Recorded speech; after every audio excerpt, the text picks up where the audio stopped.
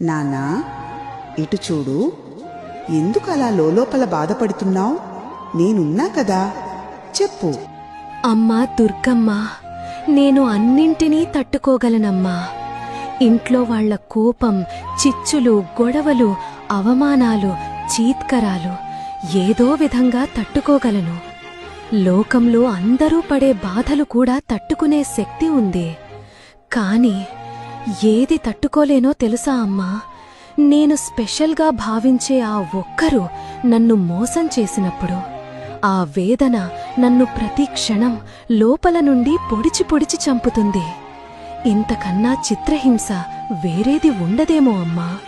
నువ్వు తెలుసుకోవాల్సింది నీకు నువ్వే స్పెషల్. ఎవ్వరూ ఎవ్వరికీ స్పెషల్ కాదు, కన్నవాళ్లకి తప్ప. ఇప్పటి నుండి నిన్ను నువ్వు ప్రేమించుకో. నీ జీవితం కోసం కష్టపడు. నీ కోసం సమయం కేటాయించి చూడు. మిగతాది నేను చూసుకుంటా, సరేనా?